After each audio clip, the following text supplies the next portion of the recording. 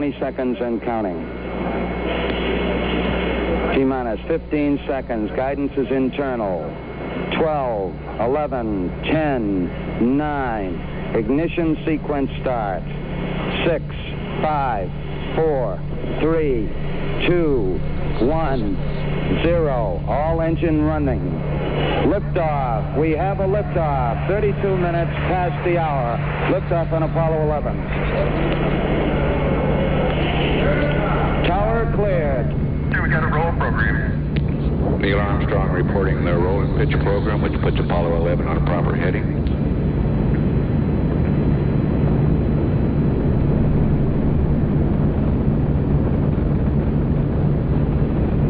Plus 30 seconds. Roll complete and pitches program.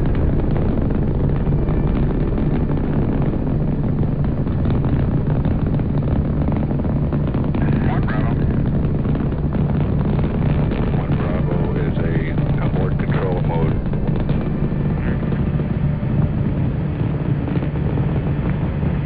Altitude's 2 miles.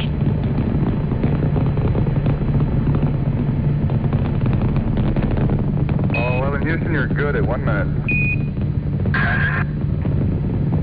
Downrange 1 mile, altitude 4 miles now. Velocity 2,195 feet per second. White Truth Right is about a future movie or something coming out, or? No. Okay. It's not about any movie. It's not about the movies I've made in the past. It's a confession of sorts. Okay. I mean, about you cheated on your wife, you plagiarized. I would never do that, no. Plagiarized something. It's about a movie I made that nobody is aware of, even though they've seen it. Okay. Is that intriguing? Do I have you intrigued? Well, I mean, see if I understand what you said. It's about a movie you made, no one knows you made. Is that what you said? That's right. It's a production. Like, some of you put, like, you didn't put your name on it? Like, at the end, you put, like, a fake name? Oh, no, I made it. Like Alan Smithy, like that That's sort right. of thing? No, I didn't. There was no name put on it. Why? Why would there be no credits? What do you mean? Because there are some things that you just can't put your name on. Okay. But I perpetrated a huge fraud, which I am now about to detail. Okay. Involving the United States government and NASA. All right. And I'm sure you've heard the rumors. The moon landing hoax? That's right. That the moon landing was fake. The moon landings all were fake. And I was the person who filmed it. We were never able to see stars from the lunar surface or on the daylight side of the moon by eye without looking through the optics. I don't recall during the period of time that we were photographing the solar corona what stars we could see. I don't remember seeing any. Neil, you were... I don't remember seeing any. Neil, you were...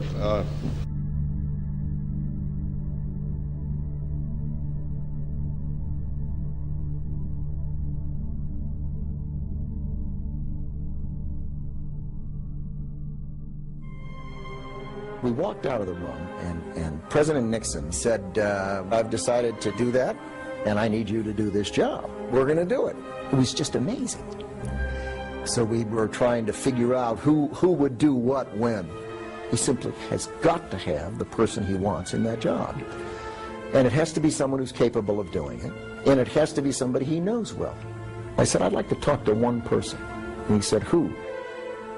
Donald Rumsfeld was the first to propose Stanley Kubrick. The film would have to be perfect, but the set could never be built in time. The filming of 2001: A Space Odyssey was drawing to a close in a suburb of London. Why not use the sets there? Rumsfeld was sure that Kubrick would not refuse.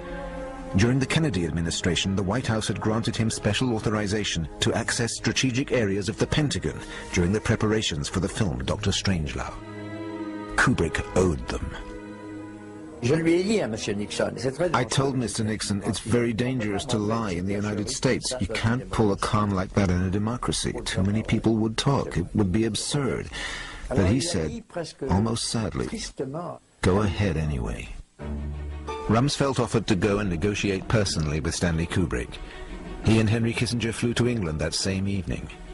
Kubrick was surprised and amused by the idea, but began by refusing. Rumsfeld wouldn't give up. We're only asking you to do one thing. Just leave us the keys to the studio for one weekend, just so we can shoot a bit of film and take a few shots. Everything will be tidied up again by Monday morning.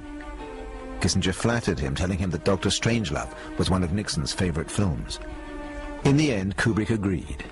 The fake footage would be shot in England in the MGM studios near Boreham Wood with a skeleton crew. The 2 technicians and 2 actors would be CIA agents. To guarantee their trustworthiness, all had to be single men without family ties. They would sign a contract committing themselves to perpetual silence about the whole affair. Once the filming was over, they would have to disappear. But Stanley Kubrick was a perfectionist. Faced with the CIA crew's lack of professionalism, he ended up, against his better judgment, supervising the shooting of the fake moonwalk. But, he told them, from Monday morning, you're out of my life for good.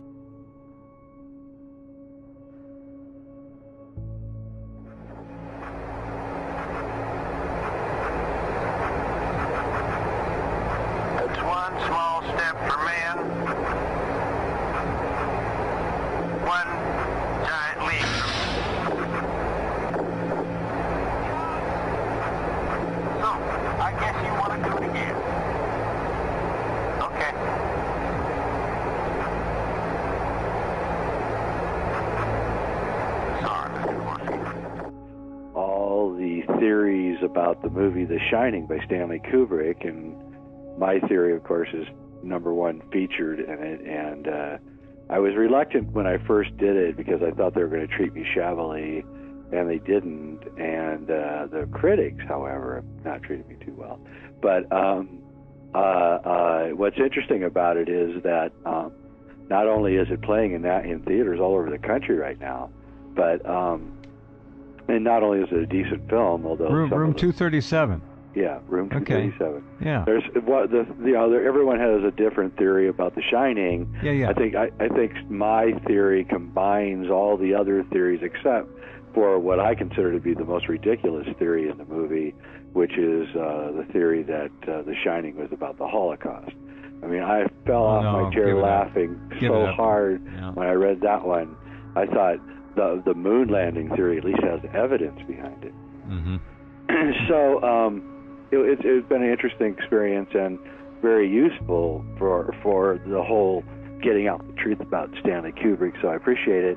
And what's interesting about it is that Stanley Kubrick's assistant Leon Vitali, who was with him for the last 28 years of his life, he knows. He had an article, an interview in the New York Times, I believe it was not last Sunday, the Sunday before, in which I was mentioned among the theories, and he virulently denied every one of the theories except for one, which he decided not to mention hardly at all, which happened to be my theory. Very good. And, and you can tell more by what people don't say than what they say. Yeah. And he's ripping up the Holocaust theory. He's ripping up the, all the theories that were presented. And then, he doesn't hardly mention, somebody just brought an Apollo 11 sweatshirt on the set that day. I'm like, yeah, right. Stanley, who, wrote down, every single thing that should happen on the set. We just let someone bring a sweater up on the set that day and put it on the kid.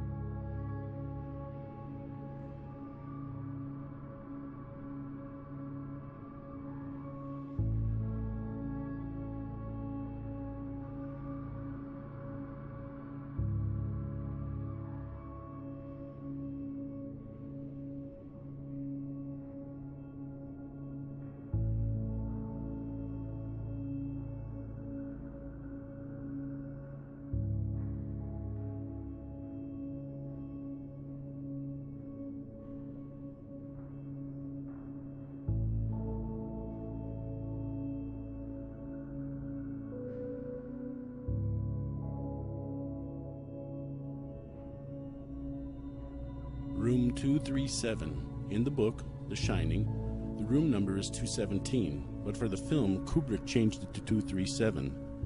Here's the true reason why. The Moon, the natural satellite of Earth visible by reflection of sunlight and traveling around Earth in a slightly elliptical orbit at an average distance of about 381,600 kilometers. The American Heritage Science Dictionary. 381,600 kilometers converted to miles is 237,000. Room 237 represents the Moon. Danny enters room 237, the Moon Room. This is where Stanley Kubrick films the Apollo 11 moon landing. You're the one who said you walked on the moon when you didn't. Calling the kettle black, if I ever thought of it. Saying I misrepresented myself. Away from me. You're a coward and a liar and a thief.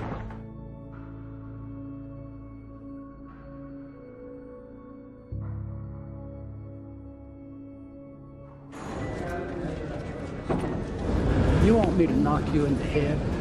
Well, I want you to swear to God on the Bible that you walked on the moon. Okay. If you walked on the moon, we're given the opportunity to swear to God that you walked on the moon. I'm going to give you the opportunity to get the hell knocked out of you if you don't leave me alone. So why don't you just put the end to the record in the argument and put your hand on the Bible, swear to God you walked on the moon. Mr. Seibel, knowing you, that's probably a fake Bible. Well, you're talking to the wrong guy. Why don't you talk to the administrator in NASA? We're passengers. We're guys going on a flight. I don't hit people, but you're going to be on the deck unless you get I'm heading out. I appreciate it. And get the hell out of my house. Well, take your stuff and get the fuck out. Why don't you quote me and say it's bullshit? When the shadow's in the wrong place, I don't give a damn about all that shit. Of lunar orbit being falsified. Being falsified? Correct. We've got an unedited tape from a source at the Johnson Space Center. That's totally nonsense.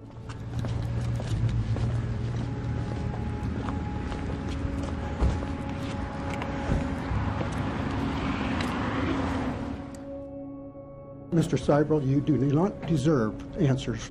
If you show this publicly, you're open for a lawsuit. Okay? We're talking about Apollo, and let's not even talk about whether or not we went there. Let's just talk about the Cold War and the fact that we had to go there. We had to succeed. We couldn't take a chance on not succeeding. Exactly. A tremendous black eye. So to guarantee success, what's the obvious thing to do? You recreate it. You stage it. So you've got it to release in case something goes wrong. And then they got to the point, obviously, where they said, well, why take a chance at all? Let's just go with what we've got in a can. That's my guess, anyhow. Yeah, and, you know, the more that you examine it, the more actually ludicrous the whole thing gets, to the point where it's almost a comedy.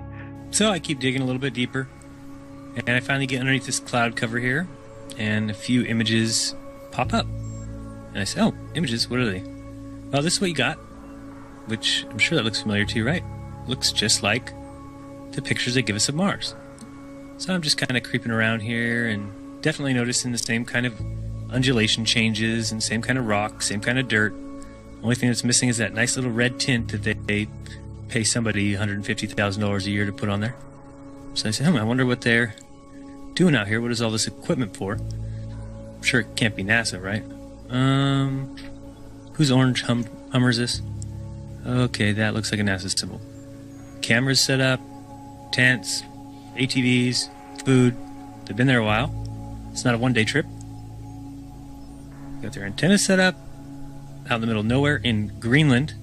Things seem to finally be coming together with the moon landing. We were there on the surface of another planet. You could see it on TV. Well, first it was projected onto a silver screen, and then the TV cameras were allowed to film off the silver screen, because obviously you wouldn't want the real footage. I mean, if you want to go back and look at the real footage of the initial moon landing, you can't, because it's been taped over by NASA, and no one was fired, no one was punished. Of course, they want to get rid of the evidence. Now at this stage, a band of Apollo faithful will be howling in protest, "We did go to the moon." Then why did nothing come of it? Why have we not been back in 40 years? The Apollo faithful will say, "Oh, it's budget priorities, we've been there, we've done that, it's not economical to mine on the moon." That just doesn't hold water. That's a load of rubbish.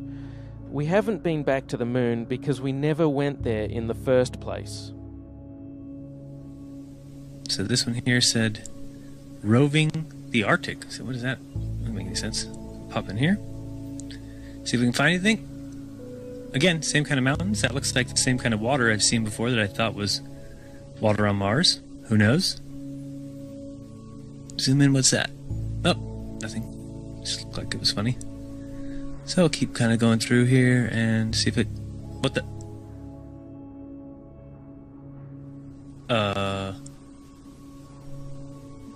Yeah. So. I think I found out where Mars is, guys. It's just about 1,000 miles north of me. Not quite the distance that NASA says. But I can't find anybody who's in charge of this. They must be hiding behind these rocks. Oh no, there they are out in front of everybody. Just standing there. Lovely. Clown number 1, clown number 2, and clown number 3. He was playing with the water, with the paddles, the hydro repellent paddles. So he was bouncing the glob of water between the two paddles, and one of the community noticed that his eyes were not following the frickin' water. They were jumping into places that he had it for a little bit, and then after that his eyes were completely out of sync with the water droplet.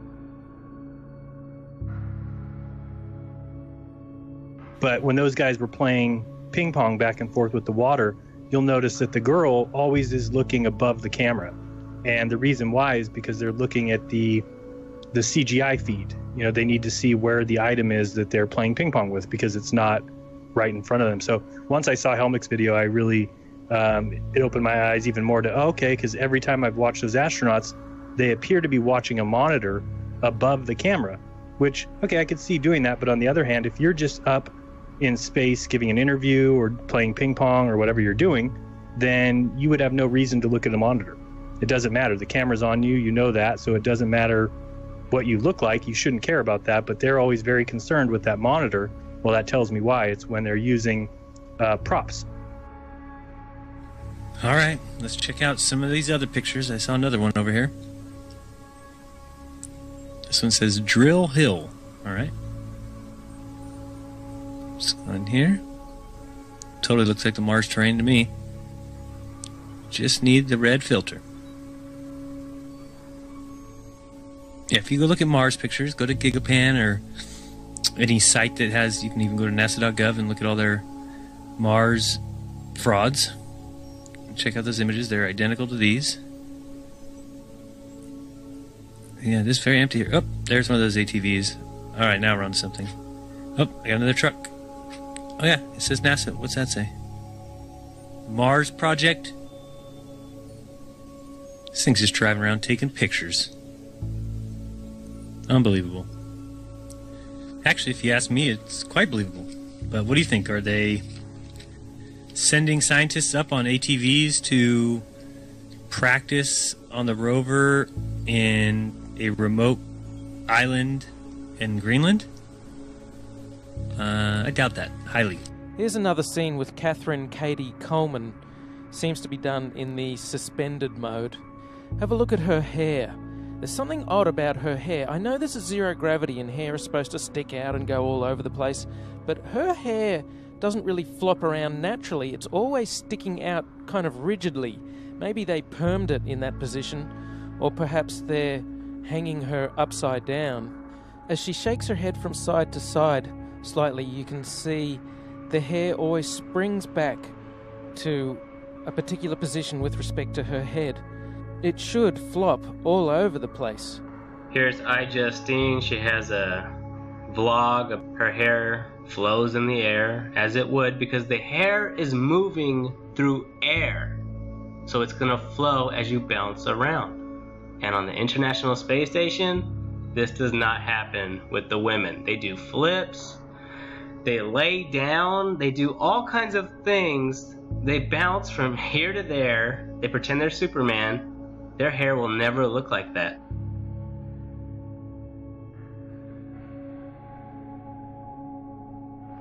In this scene, Chris Hadfield bends down in order to adjust something, and you can see on the back of his shirt a couple of upticks on either side where you would expect wires to come in on either side of that harness in order to support it. Of course, they've computer graphicked out the supporting wires. You can't actually see them. It's a Chinese spacewalk. A bubble rises in the pool. It's complete fraud.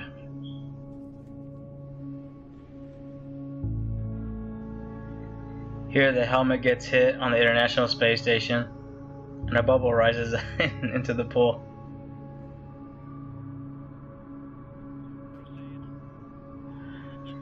And it takes an odd trajectory because it's in a water pool. Houston, we have a problem. Space is broken. Sorry, U.S. government. I have to show them the bubble. There's the bubble in the pool that we just saw. Yep, doesn't even go in a straight line. It's in a water pool. Takes a very odd trajectory because the water is actually moving around. It's not still.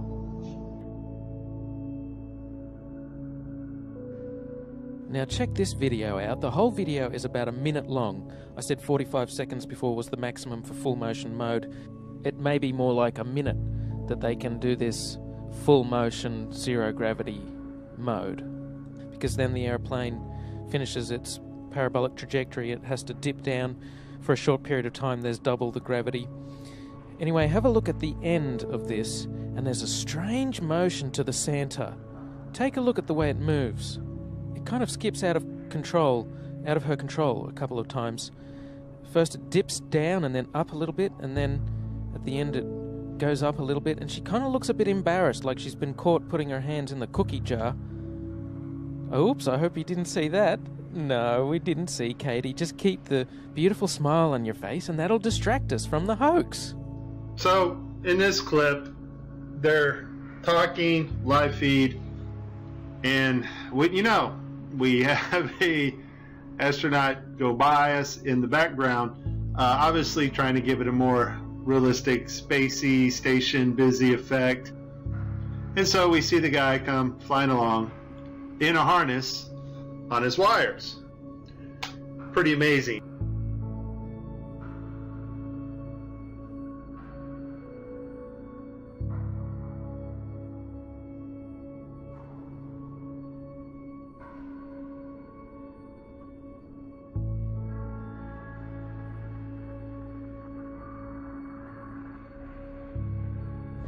At the time of the Apollo 11 mission, Buzz Aldrin was a 32-degree Freemason. They were in good company, as many of NASA's astronauts were also Freemasons. One of the ways that we promote ourselves among Masons, a reason to join, is we consider ourselves the University of Freemasonry. And the real emphasis in the Scottish Rite is on receiving more light, learn more about the history of our world. We always indulge in a few pagan rites to appease the EVA gods. These little ceremonies, very, very important to ensure mission success if you do them right. Another aspect of the illusion of space travel is spacewalks. These are faked inside a swimming pool. It's a custom-built swimming pool, and that's a great way to fake zero gravity. About 6 months ago, in 2013, a gallon of water leaked into one of their spacesuits in a matter of seconds. NASA doesn't really have a proper explanation for how on earth this could have happened. There shouldn't be water leaking into someone's helmet and a person almost drowning in space. How can you drown in space? They now wear snorkels to make sure that they don't drown in space. How can this be happening? A snorkel in space? There could be some water in the porous plate sublimator. When they were on the moon, they supposedly had about a gallon of water, but that cooling system is supposed to be well away from their head. There really is no sane explanation for why a gallon of water would leak into someone's spacesuit, unless you realize the whole thing is faked inside a swimming pool, which is the faking of spacewalks in a swimming pool. In this vid, you catch a glimpse of someone wearing a scuba tank Scuba tanks in space? Snorkels and scuba tanks in space? They act like a spacewalk is just a walk in the park, like there's very little danger involved at all. And then they also pretend that it travels in all the same trajectory, and this thing just scoops everything up. And then it has a claw that can grab big pieces of space debris, and then little pieces of space debris get caught on the sides by panels. Of course, there's no in-between. Do they catch the middle-sized pieces of space debris with the box? And then Debris Drone 1 does not send the package down to Earth to get incinerated. No, the whole thing goes down to Earth to become incinerated, and it's fucking useless. So, because they say there's over 500,000 pieces of space debris, they have to send thousands of space debris drone 1s. But the important thing about this is the camera. They show you a camera on this satellite drone. So somebody is operating that claw and they're getting this space junk. Why can't you see the video from this camera? This thing has a camera. Wouldn't you like to see this thing in operation?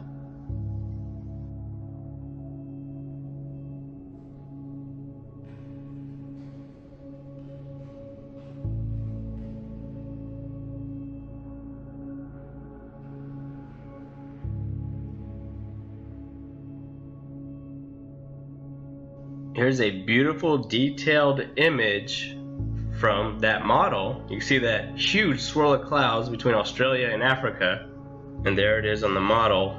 And the crazy thing about this is when you type Earth from space in the image search, Earth from space, not NASA composite computer model of the Earth, literally Earth from space, which means you want to see pictures of the Earth from space in the image search.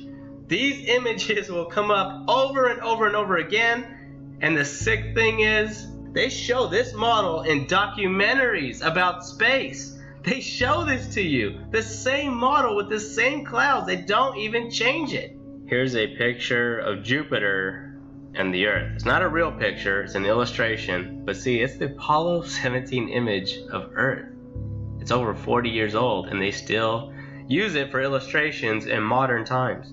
Here's another image that somebody put together, and they used the Apollo 17 image of Earth from space, which you've been seeing literally your entire life over and over and over again, and your kids, as they go to school, they see this image in their science books. There it is, used again. In modern times, it's over 40 years old. It's gonna be 50 years old soon. How do you brainwash? Well, you repeat it. You repeat the same thing over and over again. You know, if somebody's resisting the concept, if you keep fucking repeating it, after 6 times, they'll incorporate it in their brain. They may not agree with it, but repeat it another 1,000 times, they'll start saying it. It's funny, back in the 60s when they went to the moon, this is the first time we actually had like an instrument of flight to actually go high enough to actually fucking check out if what we agreed to 500 years ago was real. So if they were wrong after 500 years, the question is, would they tell you? Bouncing, obviously, you know, with something's helping him a little bit, right? Lifting up just a little bit higher. I know the footage. Yeah, as he artfully goes behind a small rock, all of a sudden he takes this huge leap, right? And there's a trampoline on the other side of that rock. That's what's going on there. So Kubrick is using wires, he's using trampolines, he's using slow motion, he's using anything he can to put forth the effect. Here's like a perfect example of them landing on the moon. I mean, it's proof right there. This is an official NASA photo of the first Apollo 11 lunar module landing on the moon. I mean, it's right there. This is proof, man. It's the picture's right there. It's landing on the moon. But the only problem I have with this picture is that it's taken from the moon. I don't know what the big deal was with being the first guy on the moon. It seems the camera crew was already there.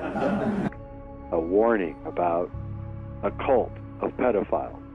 He was trying to warn. Yes. Yeah. Oh yeah. Yeah, and it goes all the way through to Eyes Wide Shut. It's constantly trying to warn us that there's a cult of people trying to take our children. It's the cult, and it's here. It is the cult. Oh yeah. Yeah, and they're at work, and they're not going to stop. They're relentless. Oh no, and they've got less to fear now than they ever had. They own the judges, they own the courts, they own everything. They are on the they are literally final switch. That's right. From there, that point of view I've never seen, and it's funny when you click on Google Images, photo of the Earth, keep going, because this is realistic. But you'll see 40 pages on Google, but it's always the same fucking photo. It's the same photo. They just changed the contrast. Check it out, keep going. Oh yeah, boom, boom, boom, 40 pages. Look closely. It's always the same. Oh, what is that? I guess this is a photo of the Hubble telescope taking a picture of itself. Unbelievable. Unbelievable. That's an authentic photo of the Hubble telescope out there doing its job. Isn't that amazing how they could take a photo of the thing taking photos? Out in outer space. Unbelievable. This is a moon they discovered off of Mars. It was Opipapa, and if you do a close-up on it, you see all the craters and the texture of the moon on my shirt. There it is. It's just that. It's just a bunch of paint. Oh, next image. And they actually came up with a new term for it. It was a collisionary supernova. Unbelievable that they actually caught this. If you get a zoom in on this, there's a zoom in that Hubble did on this. These are actual fucking suns being formed. Unbelievable. Look at this. All these fucking suns. Can we get another? Keep going. And they're being formed on a Christmas tree. Yeah, and this all results from, the early 50s when they studied in the MK Ultra programs. And they were studying how to influence people and how to get them to do what they want you to do. And, that's when it began. It began with, in the early 50s and reached the turning point in the 90s. And now we're in this place where they're going to start enacting the most absurd thing. And we're not going to be able to stop them. And for sure they're going to come and take the guns. And to me, it looks like a fait accompli. It's coming. It may not be next year, but it's coming. We're all going to be outlaws. Anyone with a gun is going to be an outlaw very soon. Sure. And we have to decide what that means. Oh, this is amazing. We just went to Mars. Hey, big round of applause now for the Americans going to Mars. And this is the official image of them landing there. It's fucking funny. It's like, isn't it amazing how they were landing there and they already had an airbrush artist with his easel set up to paint it land that quick.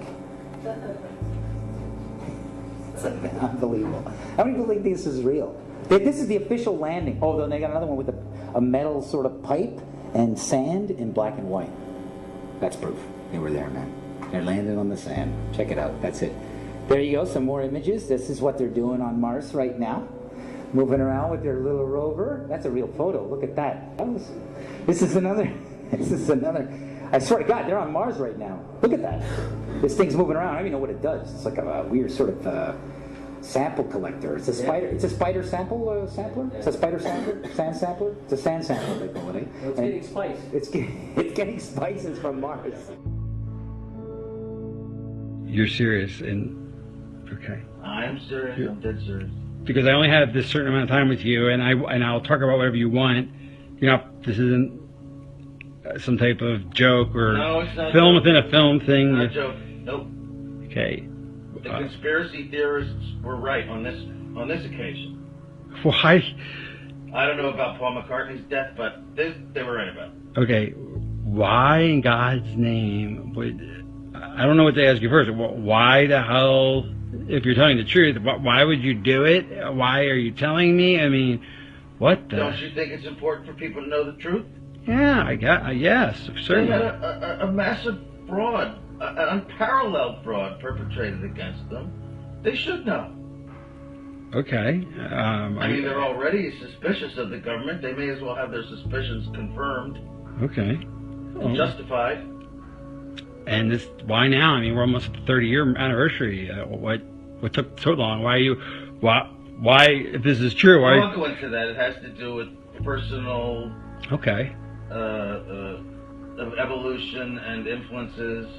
And, well, I'll go into that. Is that why you look a little haggard right now? Because you look a little worn. No offense. Well, also, yeah, because I haven't been taking care of myself too well. I've been drinking a lot, but Is that because of the stress of this? Of course, stress, guilt, just conflict of all kinds.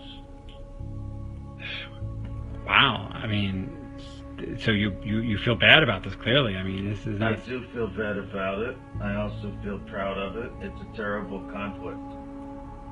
Because you've pulled off one of the greatest hoaxes ever because of and because I made a film, if you want to call it a film, which I consider to be my masterpiece.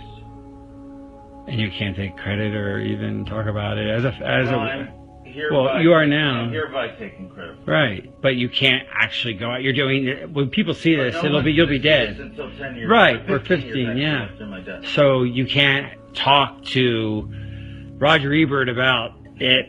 You know, does that frustrate you? I have to pay the consequences for the decision that I made many years ago to go along with this. Like a deal with the devil. It's Faustian, to be sure. And is that why you got such power in Hollywood? I mean, that would explain that. Why I have the freedom I have, that was part of it, yes. So they said, do this moon thing and we'll give you... When I made Spartacus, I didn't have this kind of freedom. Right. But I have it now. So what came first, the genius or the fraud? What's NASA's doing? Well, what came first, the genius or the fraud? I mean, did the fraud enable the genius, or was the genius released by the fraud? I'd like to think the genius came first. Right. But some frauds are hard to bypass, especially if you have an ego and you're an artist and you're presented with a challenge, the likes of which you've never seen and will probably never see again. You don't even think of the morality of it. You're just completely swept away by the flattery of it and the juices inside you, which make you want to do it as the artist you are innately. You don't think of anything else. What a conflict. I mean, gosh, I can't imagine being presented with that opportunity. On one hand, I really would want to do it, but then I'd probably say, well, I'm committing a crime and lying and... It depends, but my guess would be, no, if you're good, you would do it. I discussed this with Levinson, Barry Levinson. Right. I discussed it with... he made Wag the Dog, right? Yeah. Yes. Spielberg, of all people, believe it or not, yes. So wait, Wag the Dog... Coppola, Scorsese, even Woody Allen I discussed. There isn't one of them who wouldn't do this.